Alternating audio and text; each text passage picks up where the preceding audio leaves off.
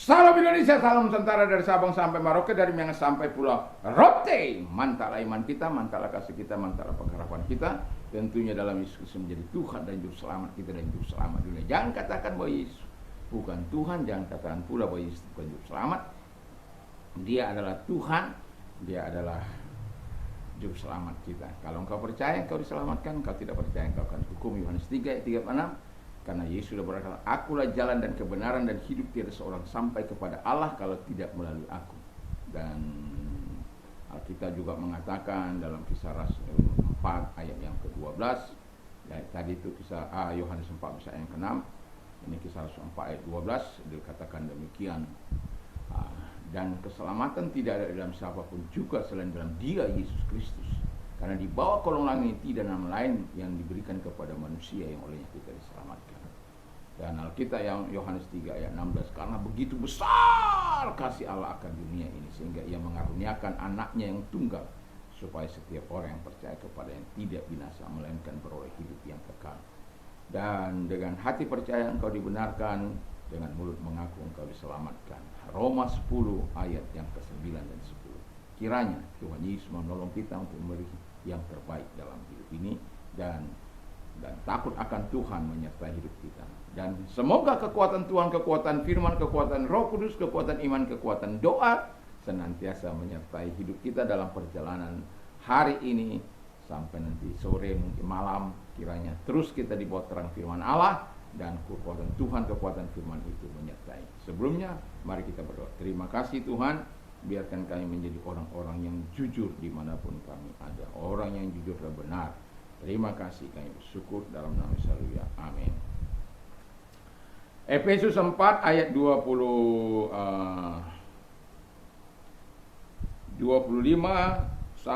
dan 28. Demikian bunyi firman Allah. Dan karena itu buanglah dusta dan berkatalah benar seorang kepada yang lain, karena kita adalah sesama anggota.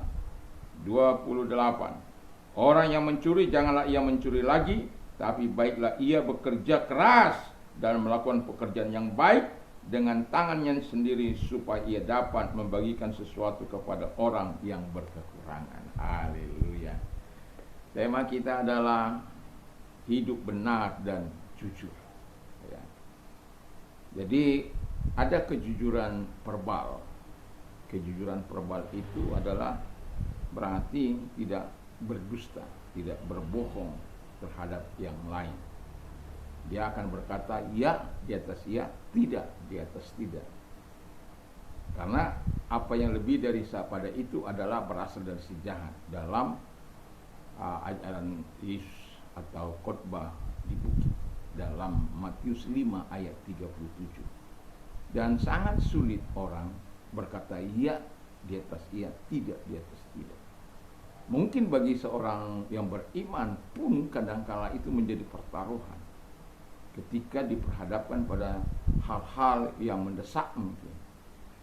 Tetapi saya mau katakan kepada kita sebagai orang, perkataan verbal ini perlu, dan kita jujur dan benar. Kadangkala dia jujur tapi nggak benar. Jujur apa?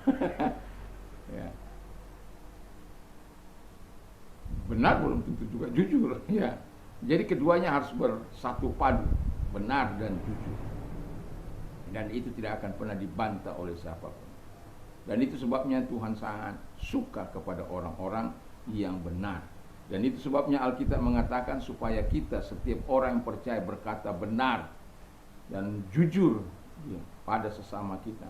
Karena ada banyak orang-orang yang tidak jujur dalam perkataannya, tidak benar dalam tidak jujur dalam perkataannya. Dan kita sebagai orang-orang yang hidup dalam Tuhan, baiklah kita mengatakan ya di atas ya, tidak di atas segala tidak. Ada kejujuran dalam aksi ataupun perbuatan. Ya, berarti ya tidak mau mencuri, tidak mau menipu, tidak mau tidak mau melakukan hal-hal yang jahat dan lain sebagainya. Karena apa? Itu kejujuran dalam perbuatan. Jadi ketika kejujuran dalam perbuatan ini satu sikap yang antara perkataan dan perbuatan itu harus sejalan. Ada banyak perkataan bisa ya manis tetapi perbuatan tidak. Dan itu sebabnya Alkitab mengajari kita supaya antara perkataan dan perbuatan seiring, sejalan, seirama, senada. Supaya apa?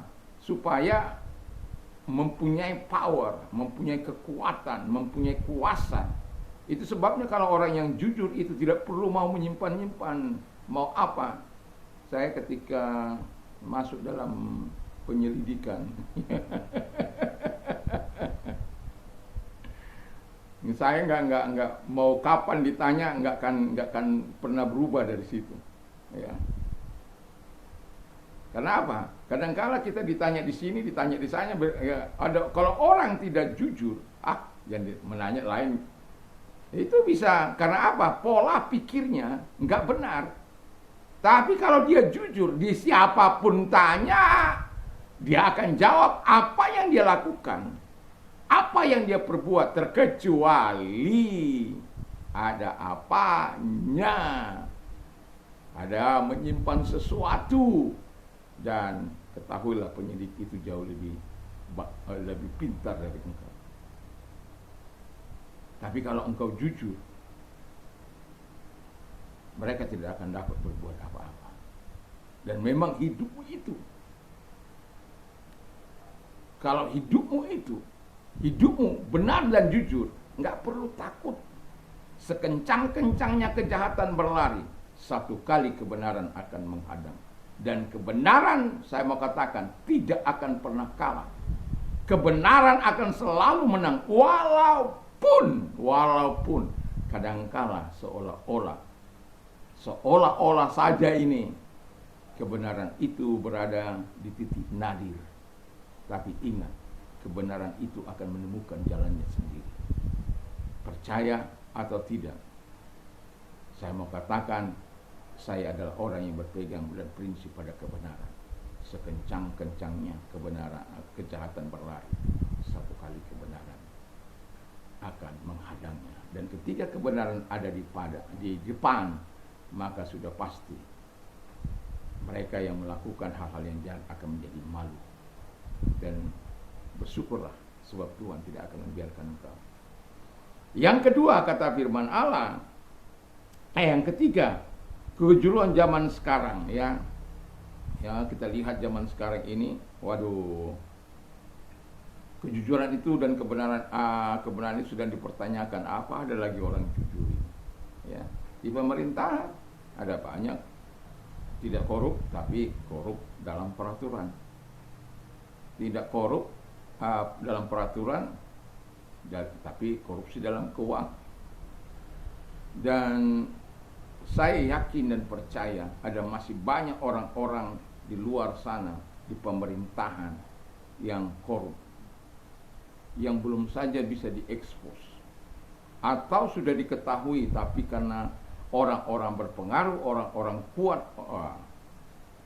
Tetapi saya mau katakan kepada kita, zaman akhir ini, zaman sekarang ini, kebenaran dan kejujuran itu dipertanyakan. Apakah masih ada untungnya hidup dalam kebenaran dan kejujuran? Saya mau katakan, kalau engkau tidak benar dan tidak jujur dalam perkataan dan perbuatan, maka hidupmu tidak akan pernah damai. Kalau engkau merasa dengan harta yang kau korup itu bisa membawa engkau merasa hidup damai, lupakan, forget it. Tetapi kalau engkau jujur dan benar di hadapan Tuhan, maka selamatlah engkau.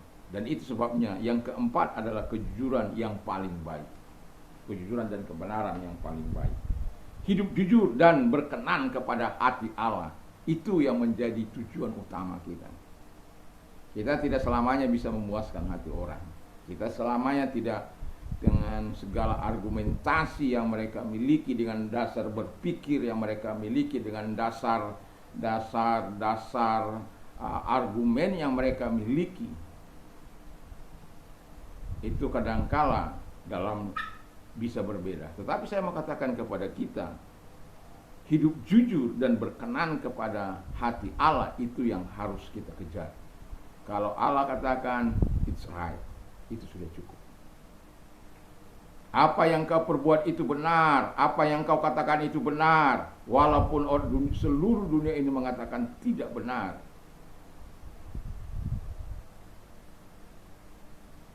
Ketika seorang wanita yang kedapatan berzina, lalu Yesus diminta untuk melakukan sesuatu kepada wanita ini, dan dengan argumentasi mereka dengan kebenaran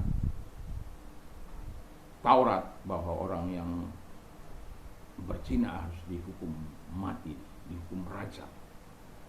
Tetapi Yesus berkata tidak menjawab, tetapi kemudian dia menulis di tanah, lalu kemudian mereka mendesak, lalu kemudian dia berdiri lalu berkata, siapa di antara kalian yang tidak pernah berbuat dosa dan salah, dialah yang pertama untuk melempari orang ini.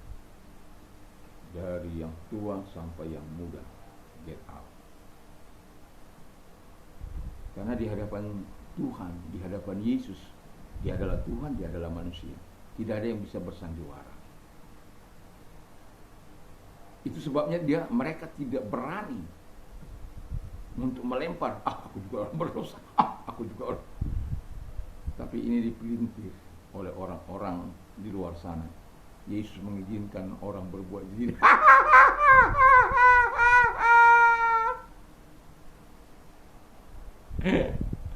Ya, janganlah ya. Kita punya tujuan dalam hidup ini untuk benar dan jujur. Tapi hanya kalau engkau benar dan jujur di hadapan Tuhan, di hadapan manusia pun, engkau akan berani melakukan hal yang apa yang dikatakan oleh firman Allah. Doa dan harapan saya, biarlah kejujuran dari Tuhan, kebenaran dari Tuhan menjadi bagian hidup kita. Walaupun kadangkala kita tidak disukai banyak orang. Makanya sering saya berprinsip, apakah karena aku mengatakan kebenaran aku menjadi musuh? Tapi ada banyak orang, ketika orang mengatakan kebenaran dia dianggap musuh. Nyakit memang. Tapi tetaplah berada dalam jalur Tuhan. Tujuan kita untuk hidup dan benar dan jujur itu adalah hidup jujur dan benar dan berkenan di hadapan Tuhan. Dan kalau itu, it's enough for us. Itu sudah cukup bagi kita untuk mendapatkan segala sesuatu yang baik. Walaupun dunia sedang menawarkan ketidakjujuran, tapi kita sebagai orang-orang percaya harus berbeda dengan dunia ini, harus berbeda dengan orang-orang. Itu sebabnya saya kadang-kala kita prihatin dengan keadaan bangsa ini. Kok sangat langkah kita melihat orang-orang jujur, baik itu di kepolisian, baik itu di kejaksaan, baik itu di mana-mana. Sangat sulit menemukan orang-orang yang jujur di masyarakat, di tengah-tengah, bahkan di gereja sekalipun. Sangat langka. Karena apa? Ada banyak juga orang itu yang enggak jujur, orang Kristen yang enggak bertobat itu. Nipu lagi. Dengan mengatasnamakan Tuhan lagi. Ya. Benar dan jujur dambaan Tuhan bagi kita semuanya. Karena Tuhan sudah menunjukkan teladannya bagi kita. Semoga kita adalah orang-orang yang berkenan di hadapan Tuhan. Mari kita berdoa. Terima kasih, biarlah kami orang yang benar dan jujur di hadapan Tuhan dalam perkataan dan perbuat baik verbal maupun dalam aksi, sehingga kami bisa menjadi berkat bagi dunia ini. Terima kasih Bapa di surga.